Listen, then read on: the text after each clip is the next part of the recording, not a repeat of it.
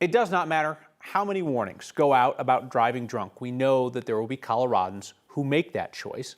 Hopefully they don't kill anybody this New Year's, and they'll have to live with the consequences.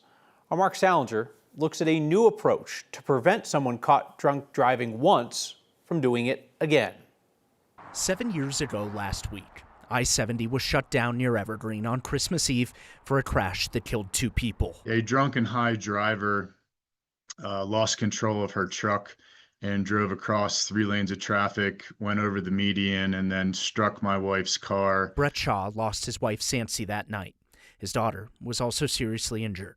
It wasn't the first time the woman who crashed into them was driving drunk. This was her 5th DUI. That just blows my mind. Yet she was still on the road.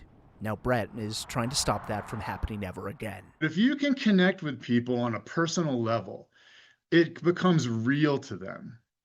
It becomes something that they will remember. When someone gets a DUI now, the judge can require them to attend a victim impact panel, where court dates, fines, and even jail time fall short. The panel hopes to change people on an emotional level. The goal is obviously to stop a family like the Shaws from having to go through this horrific pain and loss. Sergeant John Ziade with the Colorado State Patrol responded to the crash in 2018. On Christmas morning, they had to find out that their mother was no longer with them.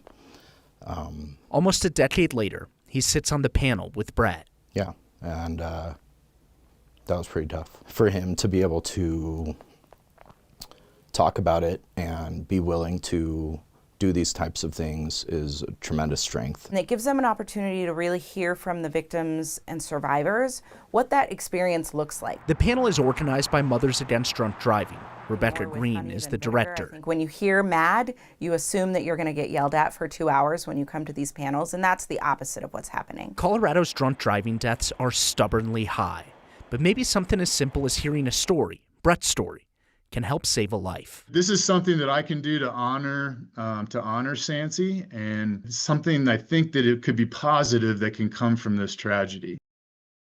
The victim impact panels are usually court-ordered by a judge as part of the process that someone has to complete when they get a DUI. But they're also seeing families reach out to them asking if their son or daughter or loved one can participate, knowing that they have a problem. Those families are hoping hearing from someone like Brett can stop a DUI or something even worse from happening. Rideshare, public transit, it's never been easier to avoid drunk driving, yet Colorado's numbers are not going in the right direction. They're stubbornly high. They maintain, even with all the money that's being poured in, they're still high and hard to bring down. All right, Mark Salinger, thank you.